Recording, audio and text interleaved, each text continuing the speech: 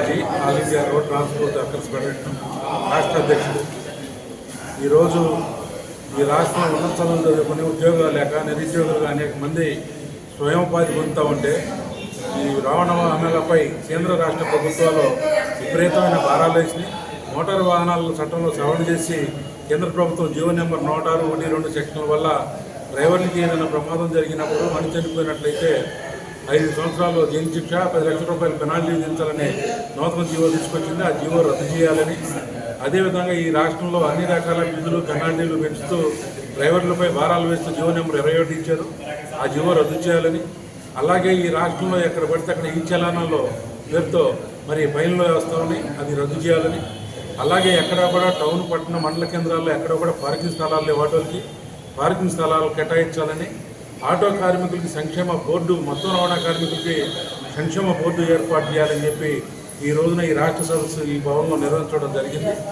కాబట్టి ఇప్పటికైనా కేంద్ర రాష్ట్ర ప్రభుత్వాలు ఆలోచించి డ్రైవర్లు ఇవాళ కిడ్నీలు అమ్ముకునే పరిస్థితి ఉంది. కాబట్టి తక్షణ ఉపాధి కల్పించాలి. ఏదైతే ఎన్నికల్లో చంద్రబాబు నాయుడు గారు హామీ ఇచ్చారో రవాణా కార్మికులకి సంక్షేమ బోర్డు ఏర్పాటు చేస్తూ ఉన్నారు. అట్లాగే వాహనాల కొనుగోలుకి 4 లక్షల రూపాయల సబ్సిడీ ఇస్తామని చెప్పారు. అట్లాగే డ్రైవింగ్ లైసెన్స్ ఉన్న ప్రతి డ్రైవర్కి కూడా ఏదైనా ప్రమాదం జరిగితే 10 లక్షల రూపాయల సంక్షేమ బోర్డు దాకా ఇస్తామని వాగ్దానం చేశారు. ఇది ఇప్పుడు అమలు చేయమని చెప్పి మేము అడుగుతా ఉన్నాం. ఈరోజు సమావేశం చేస్తూ ఉన్నారు. మరో పక్కన మనం చూస్తూ ఉంటే ఈ రవాణా రంగంలో కూడా మోనోపోలీని తీసుకురావాలని చూస్తున్నారు. కార్పొరేట్ కంపెనీలు తీసుకురావాలని చూస్తారు. ఇప్పటికే కార్పొరేట్ కంపెనీలు అన్ని రంగాల్లోకి వచ్చేసాయి.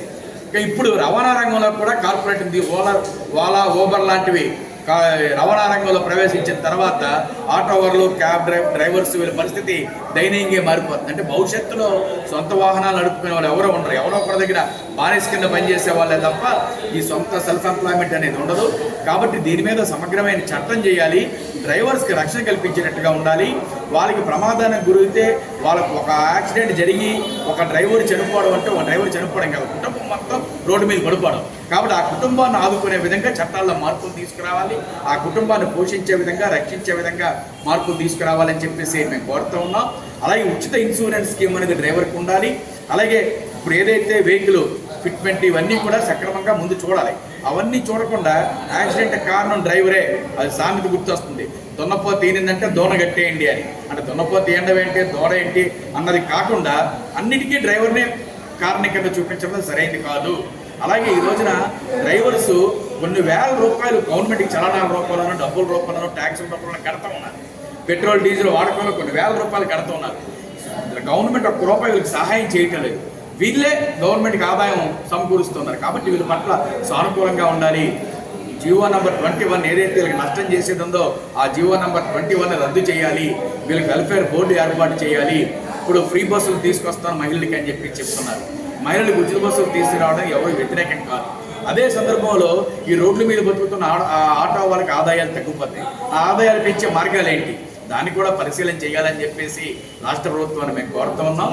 అందుకోసమనే ఈ రోజున మోటార్ రవాణా రంగ కార్మికులతోటి ఈరోజు విశాఖపట్నం జిల్లాలో cab drivers, RTC hire bus డ్రైవర్లు, ఆటో కార్మికులు, అలాగే మోటార్ కార్మికులు, లారీ డ్రైవర్లు వీళ్ళందరితోనూ కూడా ఈరోజు సదస్సు జరిగింది. ఈ సదస్సులో కొన్ని తీర్మానాలు చేసాం. ఈ చట్టాలు మార్పు చేయమని అందరు ఎమ్మెల్యేలని కలుస్తాం. అందరు ఎమ్మెల్యేలకి రిప్రజెంటేషన్లు ఇస్తాం. వాళ్ళు కనుక సానుకూలంగా స్పందించకపోతే మేము తర్వాత ఉద్యమాలకు కూడా సిద్ధపడతామని చెప్పేసి ఈ సదస్సులో తీర్మానం చేయడం జరిగింది.